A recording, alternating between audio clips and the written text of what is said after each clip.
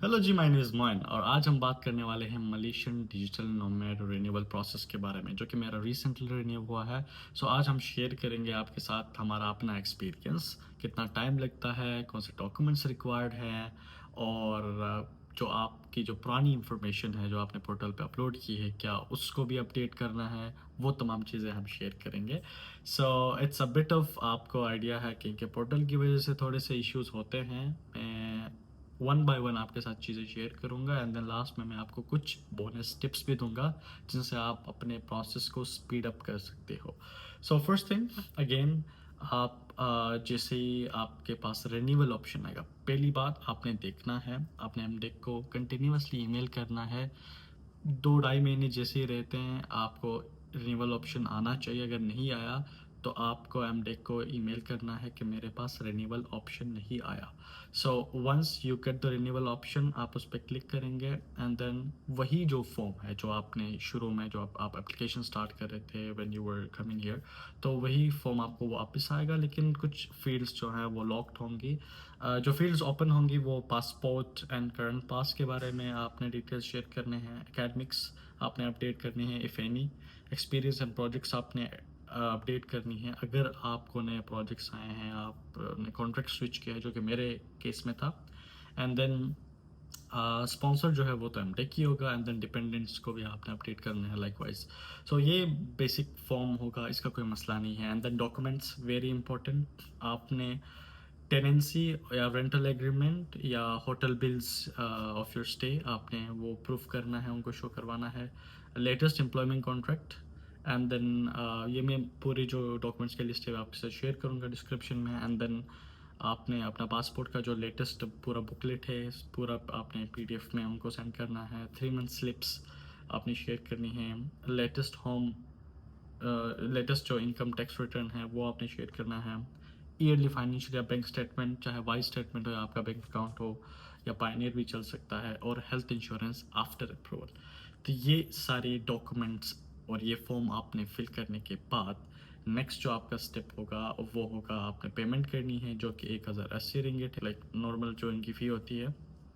जैसे आप अपना अपनी फ़ी पे करेंगे तो देन आपका जो स्टेटस है वो इन प्रोग्रेस में चला जाएगा hopefully. But in my case या इन मोस्ट केसेस समटाइम्स यहाँ पे एप्लीकेशन स्टक हो जाती है, एंड मेरे मामले में एप्लीकेशन 1 महीने तक स्टक रही। फॉर 1 मंथ मेरी एप्लीकेशन स्टार्ट ही नहीं हुई थी। वॉज लाइक पेमेंट पेंडिंग, वो उन्होंने रिजॉल्व ही नहीं किया। उसके बाद मैंने देखा कि डॉक्यूमेंट्स मैंने अपलोड किए हैं लेकिन वो नज़र ही नहीं आ रहे वहाँ पे। सो इस तरह की इश्यूज आप फेस करेंगे, but continuous communication is very important with them. Call करें, आप इवन विजिट करें एमटेक को एंड देन वहाँ पे उनको बोलें। मैंने इवन प्रिंट आउट्स निकाल के ईमेल्स की, देखो हर बार मैं ईमेल करता हूँ, कॉल्स करता हूँ and then I push them. So इस तरह थोड़ा सा स्पीड अप हुआ, फिर भी मुझे 1 महीना लगा। खैर इनके पोर्टल्स में टेक्निकल इश्यूज होते हैं, बट जैसे ही कम्युनिकेशन करेंगे तो ये रिजॉल्व हो जाएंगे। अब ज़रा टाइमलाइन के बारे में बात करते हैं, जो मेरा टाइमलाइन था। सो फर्स्ट सबमिशन जो है वो था 24 जुलाई 2025।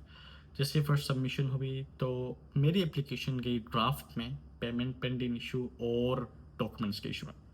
ऑलमोस्ट 1 महीने बाद 20 अगस्त को मेरी एप्लीकेशन जाती है इन प्रोग्रेस में, जो कि एमटेक इन प्रोग्रेस होती है। एंड देन उस बीच में लकीली कोई रिटर्न नहीं आता मेरा, क्योंकि रिन्यूअल में अगर आपके डॉक्यूमेंट्स क्लियर है तो आपके रिटर्न्स नहीं आते। But here I want to share a story with you.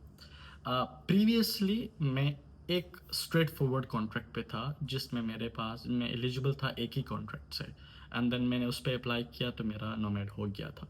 अब रिन्यूअल में मेरे पास मल्टीपल कॉन्ट्रैक्ट्स थे, 2 कॉन्ट्रैक्ट्स थे जिनके बेस पे मैं एलिजिबल होता था, बट स्टिल मैंने दोनों कॉन्ट्रैक्ट्स अपलोड किए, मैंने दोनों इनकम प्रूफ्स उनको शो करवाया, तो मेरे नोमैड एप्लीकेशन में कोई प्रॉब्लम नहीं आई। क्योंकि इवन दो मैं एज अ रिमोट से फ्रीलांसर में ही मैं शिफ्ट हो गया था, but still it worked. Although shift नहीं हुआ था, मैंने उसी रिमोट के अंडर ही मल्टीपल कॉन्ट्रैक्ट्स सबमिट किए थे, बट स्टिल इट वर्कड।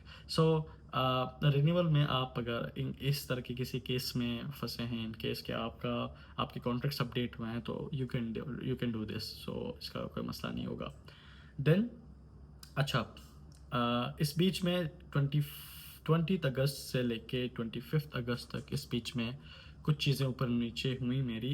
मैं ईमेल्स करता रहा और सारी चीज़ें हुई, but end of the day ये हुआ कि 3-4 अगस्त को मैंने विज़िट किया था एमडेक, एंड देन मैं हमने उनको ज़रा पुश किया था और वहाँ तक मेरी अभी तक मेरी पेमेंट इश्यूज़ थी, बट स्टिल उन्होंने 3 अगस्त को मेरी जो ऑफिशियली जो मेरा एप्लीकेशन था वो स्टार्ट हो गया था, क्योंकि तब जाके मैंने 3 सितंबर को, आई एम सॉरी, तब जाके मैंने डॉक्यूमेंट सारे सबमिट किए थे। पेमेंट तो मेरी ओके हो गई थी, लेकिन डॉक्यूमेंट्स पेंडिंग थे। तो डॉक्यूमेंट्स जब पेंडिंग है तो एप्लीकेशन कैसे स्टार्ट होगी? आई मीन उन्होंने इन प्रोग्रेस तो लिखा था, बट वो स्टार्ट ही नहीं हुई थी।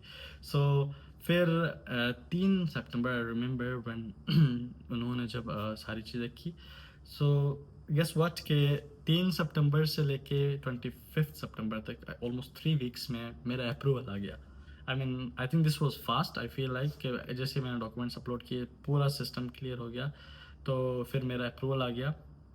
एंड देन उन्होंने ईमेल किया अप्रूवल का, अभी भी सिस्टम में अपडेट नहीं हो रहा था। अप्रूवल आ गया, देन अप्रूवल के बाद पूरा एक प्रोसेस है। अब अप्रूवल के बाद आपकी जो एप्लीकेशन है वो जाती है इमिग्रेशन में। सो इमिग्रेशन में मेरी एप्लीकेशन गई। इमिग्रेशन में ऑलमोस्ट 25 से 30 सितंबर तक मुझे उन्होंने अपडेट किया। कुछ पर्सनल बोर्ड के डॉक्यूमेंट्स जो हैं वो मुझे साइन करने थे, सो बैक एंड फोर्थ उनके साथ थोड़ी एप्लीकेशन रिटर्न हुई। आई मीन पर्सनल बोर्ड के सिग्नेचर्स में कुछ इश्यूज थे। उसके बाद फाइनली 8 अक्टूबर को मेरा जो है ई पास आ गया। इस बीच में जो कि मेरा जो एक्सपायरी था वो 17 सितंबर था, बट स्टिल मेरे पास सोशल पास था जो कि मैंने 1 महीने के लिए अप्लाई किया था, जो कि मैंने उसके बारे में डिटेल में वीडियो बना दी है, जो कि आपको डिस्क्रिप्शन में मिल जाएगा या मेरे चैनल पे मिल जाएगा। सो मेरे चैनल पे मैंने नोमेड के रिलेटेड एवरीथिंग मैंने एक्सप्लेन किया, तो आप उसको चेकआउट कर सकते हो। So this is a process actually. ये पूरा टाइम लगा मुझे रिन्यू करने में।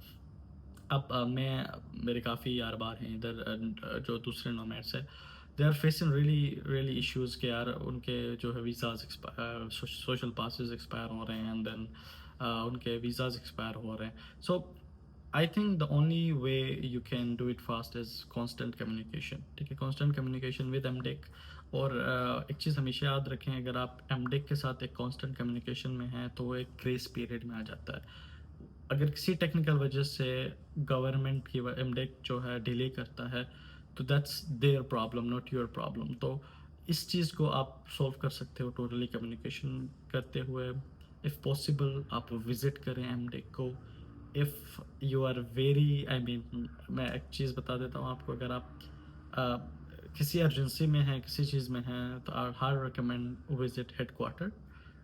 यही चीज़ मैं आपको लास्ट में बताने वाला था कि मैं हेडक्वार्टर भी गया था एमटेक के, जिसकी वजह से थोड़ी सी चीज़ें पुश हुई मेरे लिए। You can go to headquarter. एक एक्सपर्ट सेंटर होता है, एक हेडक्वार्टर होता है। हेडक्वार्टर जाने के लिए आपको ज़रा कॉल करके अपॉइंटमेंट लेके वो चीज़ें करनी पड़ती हैं, बट इवन दो आप डायरेक्ट वॉक इन में जाएँ, and then if you make it to inside and reception, and then उनसे आप बात करो, तो वहाँ पे किसी न किसी एमटेक के ऑफिसर से आपकी बात होगी, तो थोड़ी सी चीज़ें आपके लिए बेहतर हो सकती हैं। बट बी प्रिपेयर्ड, अपना होमवर्क करके जाइएगा। मेक श्योर कि आपने कांस्टेंट कम्युनिकेशन मेंटेन किया हुआ है। हफ्ते में 2 बार 3 बार आपने कॉल्स लाजमी करनी है, ईमेल्स आपने लाजमी करनी है, तब जाके आपकी जो एप्लीकेशन है वो पुश होगी। इसमें इनकी भी गलती नहीं है, मलेशिया में बहुत सारी छुट्टियां होती हैं, तो हर उसमें अगर आपको आपकी एप्लीकेशन किसी ऑफिसर को असाइन हुई है और वो छुट्टी पे है, वो एमसी पे है, तो आपकी तो एप्लीकेशन आई मीन डिले हो ही होगी। ये अंदर यही होता है, क्योंकि सो ये चीज़ें हैं। तो इन चीज़ों का ख्याल रखते हुए प्लान एवरीथिंग अकॉर्डिंगली। इंशाल्लाह आपका जो एप्लीकेशन है वो अप्रूव हो जाएगा। होने का मसला नहीं है, जल्दी होने का मसला है, because they take a lot of time. कुछ लोगों के 4-5 महीने भी लगते हैं। बट या I hope this video helps you, and if you have any questions आप कमेंट्स में मुझे बता सकते हो। हमारा जो नोमेड का एक ग्रुप है जहाँ पे हम कलेक्टिवली सबकी हेल्प करते हैं for free, you can join that group. वहाँ पे आप फ्री में सपोर्ट हेल्प ले सकते हो वहाँ से। एंड या thank you so much. So मिलते हैं हम एक अगली वीडियो में। Until then.